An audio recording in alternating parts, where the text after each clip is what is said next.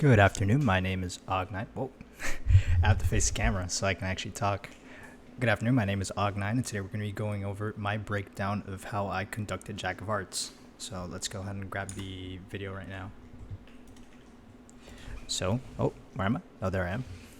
So, first of all, I want to break down what happened here. So, here's the mission profile. Mission profile is our HVT Jack of Hearts has recently been spotted in this area, or more specifically, I should start paraphrasing. We're on higher level arrest duty. So pretty much what that means is that our HVI is specifically Jack of Hearts is, very important to whoever it is we're fighting. So our specific target here, Jack of Hearts, has built his position inside of the Nowaraki insurgency by smuggling opium in and out of the country. So pretty much he is a financer of operations. So by financing, he is primarily dealing illicit devices or illicit things, such as mentioned previously in the briefing. So he's responsible for smuggling opium in and out of the country. So he's responsible for all the drug deals and all that stuff. So us, as we're just going to assume we're whatever ranger platoon that's been sent in here, recently deployed into Nowaraki. We're going to take action on that objective. So we have sent in 8 rangers, I believe. Let me see. I forgot to count. Scratch that. Yeah, it should be around 6, 7. Well, I don't want to count right now.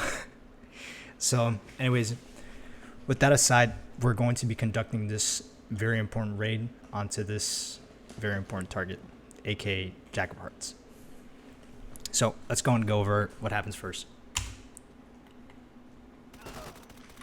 So of course, our 2 guys over here, which is supposed to be 1-3 and 1-4 from Alpha Fire Team, have troops in contact. So they definitely have initiated the attack by taking out these 2 insurgents right here.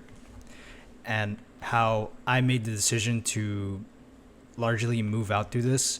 So you have 2 avenues of approach you can take. So since you have, for example, if you have breaching tools like a heavy breach charge, you could definitely apply it onto these walls here present.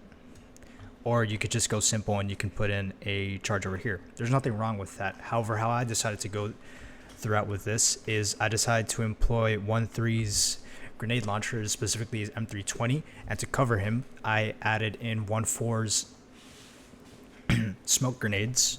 So this is how it went. So I employed the M320, I drop it in, smokes. So largely what I was going through here is I was assuming this is a major LDA here. So we're dealing with a lot of contacts. We're dealing with a lot of potential fields of fire. So you can I was on the assumption there's likely going to be a machine gun present here or a sniper, assuming that I was looking at here, because I'm pretty sure the insurgents can pick up stuff now. So I was assuming that there's going to be a machine gunner or there's going to be someone with a pretty high powerful rifle or something larger than 7.62, maybe like a 308. I was saying 308. Sorry. So largely my decision here is I decide to keep my first belt fed into here because belt fed is one of the best casualty producing weapons you have currently in access into my fire team. So I decided to keep machine gun 1 over here stationed just in case anybody was going to sneak in before I had this other fire team make their action and push forwards here. So I had 1-1 and 1-2 remain here overlooking this little funnel in here. So why did I do this instead of pushing the entire team in here? Because honestly, one veteran insurgent or even a grunt or somebody that's lightly armed could come back, tap all of us back, and all of my rangers couldn't have time to respond to that. So I decided to put 2 guys here holding security. Nextly, what my decision was here is considering the fact that there is less visibility for anyone here to look down through this area would be a lot more difficult. I made the decision to station my belt fed to immediately suppress this little area while in smoke, and I had these 2 covering or I had what was this? I believe this should be 1-3. 1-3 is overlooking and supporting the machine gun and and making more specific fires. Meanwhile, I had the other call sign immediately push over to here so he could overlook through this entire area. Meanwhile, I prepared these two 1-2 and 1-1 to make a movement into here. So as you see, he immediately makes it, and he's starting to pretty much just throw rounds on target. Same principle applies with here. So the reason why I decided to make this again was I mentioned this not that long ago. So pretty much my thought process here is to ensure that this area is suppressed. At least I can assume that the HVT isn't staying around here, because I'm more or less putting myself into the shoes of probably an HVT. I'd stay away from any windows. So more specifically here, this would likely be, I assume, a theater or somewhere where I can at least have easier access to weapons. So either HVT, I assume the station here or in here. And of course I made a little bit of a mistake here, obviously, because obviously with the smoke, this guy couldn't see him. So thankfully I at least had 1-1 here, 1-1 alpha, shift over into here so we could apply an extra gun to security. And you can see I make magic happen. So I made a bit of a mistake here while I was making this. So I had him immediately just leg it right to the doorway here, right? That was a bad mistake. This entire space was uncleared, and if there was a guy with a gun, he would have been just dead on the spot, and I wouldn't have enough time to react, make him stop moving. Anyways, left side out of the way. I want to go and focus back onto the right side here. So my decision here was to immediately put these two guys into cover. The reason why I put them into cover instead of having them rush forwards into the doorway here is because, of course, I need to have this guy first immediately take it into here. So either I was going to make the decision, put a charge in there, or I was going to move this team into here. But largely out of my decision, I had a different idea. So, of course, with him out of rounds, I decided to put this entire fire team on the car. In my opinion, that was a bad idea. Horrible mistake. So largely I had to rectify this. So, well, that aside, of course, this area is now clear. There's no sight of an insurgent. So I make the decision, since I already have this guy already looking over to this doorway, or well, not doorway. What am I saying? This room, right? I make the decision to immediately push over a new Ranger Assaulter into the door. And once he's up, I have him suppressed. So again, I was somewhat low on options. I don't really have that many Rangers with me. So I decide to dedicate one rifleman to take up the slot of security. And since this area was completely not cleared, I made the decision that it was better for this guy to at least take up a position and start immediately suppressing the area, just in case any more OPFOR came in. And with this area, quote unquote, secure, it's not exactly secure because there's still uncleared space in here, let alone you have this massive funnel leading in through here and through here. And you also have through the bathroom. So largely I needed to at least dedicate one gun to the fight. So I made that decision. So I push over one of the call signs. I believe it was 1-1 Bravo. Yeah, 1-1 Bravo immediately takes that position temporarily. So with that decision made, I prepared to make entry. So I had one gun here, another gun in here. So the way I did this is I wanted to take things deliberately. There was no risk of any hostage or the HVT exfilling from the area, as mentioned, or as shown here by the lack of markers for HVT movement. So the HVT was likely going to be static.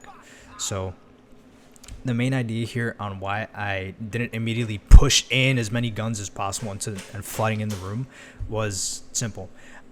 I didn't really believe that it would be a smart idea for me to dedicate as many guys into the room as possible when I don't know who the hell can be in this. It was better for me to fight from the threshold than to just take action and immediately flood this place and just boom. I don't know who the hell is inside here, inside of here. So I'm gonna make a better decision and not to pretty much flood the room. As you can see, I have 1-2 Bravo still taking up security. So I assume this guy heard. This guy was a veteran insurgent from the SR3, so he overheard and he took action. However, his action was pretty poor because he was not expecting a machine gun. Meanwhile, he killed him. End of story. So now that I have 3 guns into this room, now that since we cleared out this little area here, I need to at least have a gun dedicated to security. So I need to take a lot more guns into this little fatal funnel here, or yeah, really just this massive open space that would look very fresh for the frag grenade to go through. I collapsed everyone interior, so I pushed in my 2 machine guns. I opened up these two doors right here. So it was a little bit of a mess here, in my opinion. So largely with my decision made, I'm still continuing deliberate. I'm very sure that the HVT is not going to be moving whatsoever. So I'm still moving in with the thought that the HVT is likely going to be here on the left side, either in what I'd assume to be the theater or into this little section here, which I could assume would be the HVT's bedroom, which is a nice house, honestly. So anyways, with that out of the way, so what are the next actions? This was a mistake I made here. So you see how I dedicate people into the room, but I honestly should have put more emphasis on putting in security onto here. Let me back. Oh, well, I can't back up that far. So you see how I already have every gun facing forwards. In my honest opinion, that was a very bad idea of me. I should have immediately put in this guy to play in this room, since I wasn't noticing. My mind was too locked onto opening the door than just immediately putting in as many guns looking forwards here, because they're going to hear and they're going to immediately start flooding again. However, I decided to change my mind. So I made this mistake. And it was way too long. So actually, no, these are foreign advisors, but I'm just going to keep calling them. I'm just going to call them the advisor guys. So I made this mistake. In DK2, these guys are pain in the butt. These guys suck so much to fight at times, because these guys have frags. These guys have everything, and they can absolutely beat your ass like tenfold. It's crazy. So I made the mistake, and I had to pay it. He initiates the fight. I already have 1-4 and 1-3. Immediately take him out, which was luck.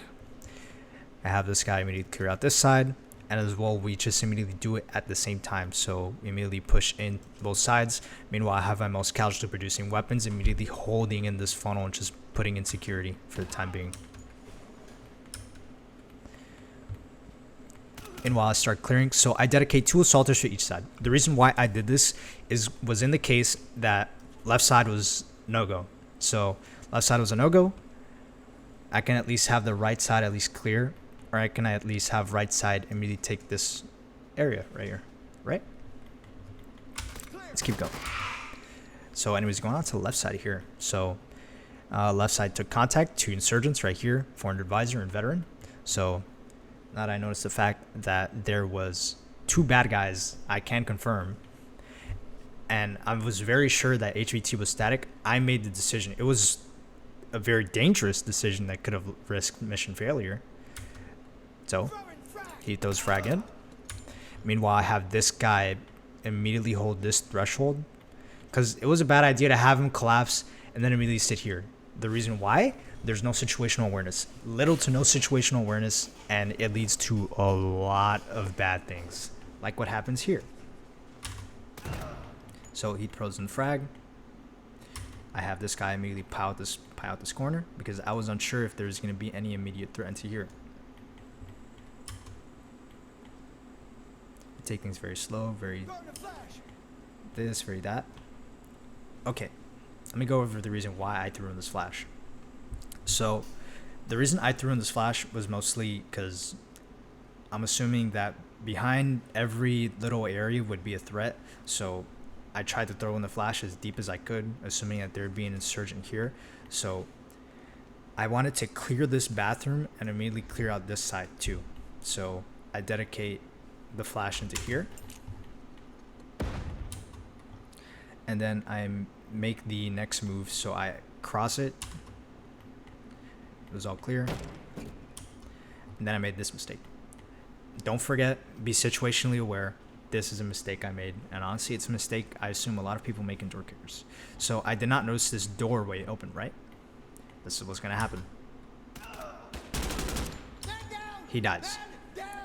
Simple. So let's go and go back to here onto this side. So with some of the threshold cleared out. Actually, wait, no, I gotta go back a bit more.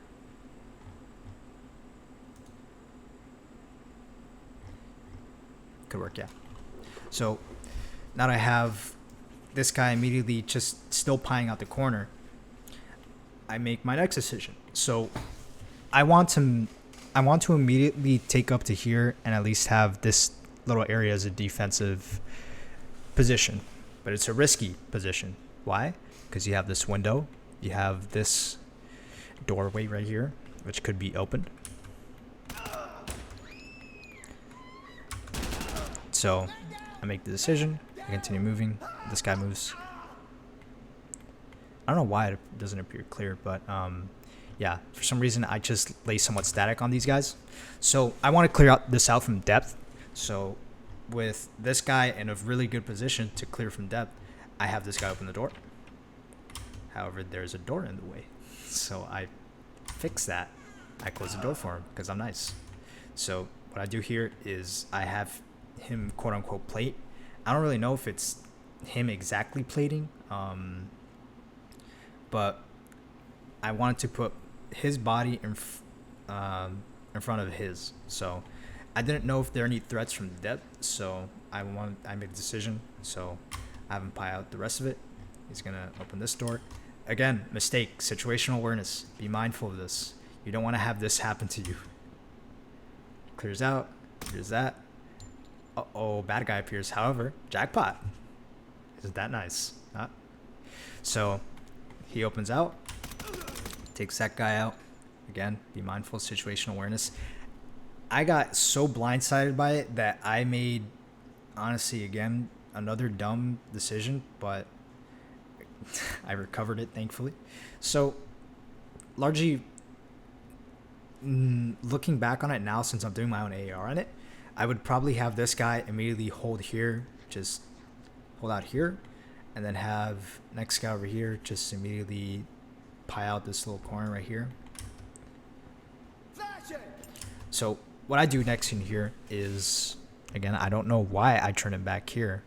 So I throw flashbang into the room.